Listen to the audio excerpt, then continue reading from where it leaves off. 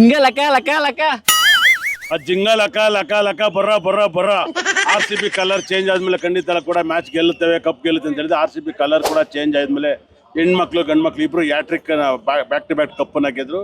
ಅದೇ ತರ RCB next ಹೋದ ವರ್ಷ ನಾನು ಪ್ರೆಡಿಕ್ಷನ್ ಮಾಡಿದ್ದೆ, ಚಿನ್ನಸ್ವಾಮಿ ಮ್ಯಾಚ್ ನಡಿಬೇಕಾದ್ರೆ ಯಾರು ಕೂಡ ಡೆತ್ ಆಗ್ಬೋದು ಅಂತ ಪ್ರೆಡಿಕ್ಷನ್ ಕೊಟ್ಟಿದ್ದೆ. 100% ಆ ಮಾತು ಕೂಡ ತುಂಬ ನಿಜ ಆಯಿತು. ಅದು ಕೂಡ ಪ್ರೆಡಿಕ್ಷನ್ ಮಾಡಿದ್ದೆ. ತುಂಬ ಜನಕ್ಕೆ ನಾನು ಅದನ್ನು ಇದು ಮಾಡೋಕ್ಕೆ ಹೋಗಲ್ಲ. ಇವತ್ತು ಖಂಡಿತ ಕೂಡ ರಜತ್ ಪಟ್ಟಿದಾರ್ ಖಂಡಿತ ಕೂಡ ಬ್ಯೂಟಿಫುಲ್ ಅಂತ date of birth. Rajat Patidar 1ನೇ ತಾರೀಕು ರೆಡ್ ನಂಬರ್ ಸಖತ್ತಾಗಿ ಆಗಿಬರುತ್ತೆ. ರಜತ್ ಪಟ್ಟಿದಾರ್ ಕೂಡ ಜರ್ಸಿ ನಂಬರ್ನ ಚೇಂಜ್ ಮಾಡ್ಕೊಂಡಿದ್ದಾರೆ, ನ್ಯೂಮರಾಜಿ ಪ್ರಕಾರ 21ನ ಚೇಂಜ್ ಮಾಡ್ಕೊಂಡಿದ್ದಾರೆ. ಅದೇ ಥರ ರಜತ್ ಪಟ್ಟಿದಾರು ಚೇಂಜ್ ಆಗಿದ್ದಾರೆ. ವಿರಾಟ್ ಕೊಹ್ಲಿ ಯಾವಾಗಲೂ ಕೂಡ ಪುನರ್ವಸು ವಿಶಾಖ ಪೂರ್ವಭಾದ ನಕ್ಷತ್ರದಲ್ಲಿ ವಿರಾಟ್ ಕೊಹ್ಲಿ ಯಾವಾಗಲೂ ಆಡಲ್ಲ. ಇವತ್ತರೆಗೂ ನನ್ನ ಹಿಸ್ಟ್ರಿಲಿ ಭಾಳ ವರ್ಷ, ಒಂದು 10 ವರ್ಷದಿಂದ ಹಿಸ್ಟ್ರಿ ನೋಡಿದ್ರೆ ಆಡಿಲ್ಲ. ಇವತ್ತು ಆಡಲ್ಲ ಅಂತಲೇ ನಾನು ಹೇಳಿದ್ದೆ 100%. ಅದೇ ಥರ ವಿರಾಟ್ ಕೊಹ್ಲಿ ಅಷ್ಟೊಂದು ಫಿಟ್ ಆಗಿದ್ದಾರೆ 100%. ಇದು ಸತ್ಯ ಆಗುತ್ತೆ, ಬರ್ದಿರ್ ಕೇಳಿ.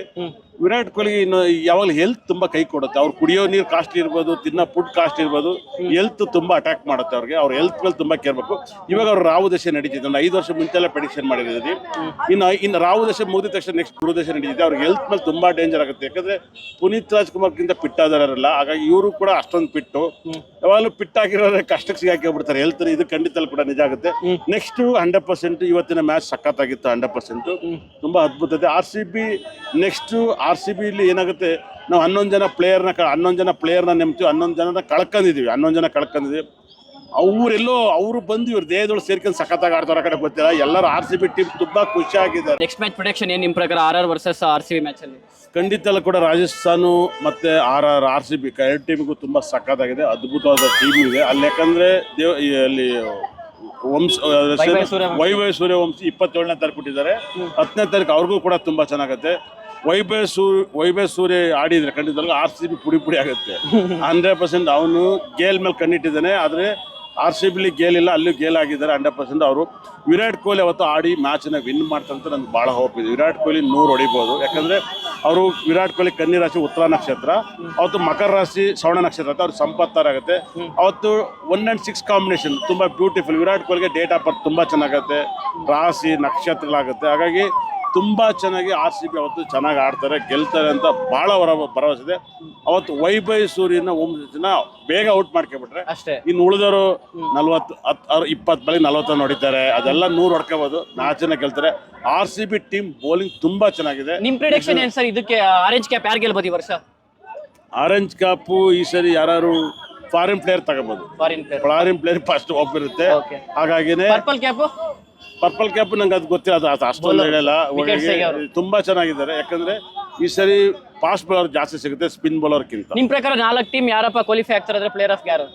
ನಾನು ಮ್ಯಾಚ್ ನೋಡೋದು ಕಮ್ಮಿ, RCB ಮ್ಯಾಚ್ ಒಂದೇ ಒಂದು ಬರ್ತಿದ್ದೆ. ನನಗೆ ಮುಂಬೈ ಮತ್ತೆ RCB ಮೇಲೆ ಹೋಪ್ ಇರುತ್ತೆ. ಅದಾದ್ಮೇಲೆ ನನಗೆ ಪಂಜಾಬ್ ಮೇಲೆ ಹೋಪ್ ಇರುತ್ತೆ. ಅದಾದ್ಮೇಲೆ ನನಗೆ ತುಂಬಾ ಹೋಪ್ ಇದ್ರೆ ಈ ಲಕ್ನೋ ಮೇಲೆ ಹೋಪ್ ಇಡ್ತೀನಿ 100%. ಅವ್ರು ಆಡಿಲ್ಲ, ಮ್ಯಾಚ್ ಸೋತಿರ್ಬೋದು.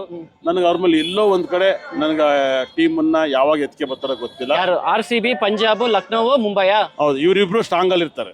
ಏನ್ ಹೇಳಿ, ಇವರಿಬ್ರು ಸ್ಟ್ರಾಂಗ್ ಅಲ್ಲಿ ಇರ್ತಾರೆ 100%. ಈ ವರ್ಷ ಯಾರು ಹೊಡಿಬೋದು ಕಪ್? ನಿಮ್ ಪ್ರೆಡಿಕ್ಷನ್? ನನ್ನ ಪ್ರಕಾರ ಮುಂಬೈ RCB ಗೆ ಹೋಪ್ ಇದೆ. ಇವೆರಡು ನೋಡೋಣ 100%. ಮುಂಬೈ RCB ಎರಡು ಫೈನಲ್ ಬರ್ತಾರೆ. 31ನೇ ತಾರೀಕು ಇರೋದ್ರಿಂದ 2 ಡೇಟು ಆಗಿ ಬರುತ್ತೆ, ಇಬ್ರಿಗೂ ಆಗಿ ಬರುತ್ತೆ. ಅಲ್ಲಿ ಏನಾಗುತ್ತೆ, ಬಹಳ ವೈಬ್ರೇಷನ್. ಈ ಸರಿ ಸಖತ್ ಮ್ಯಾಚ್ ಇರುತ್ತೆ.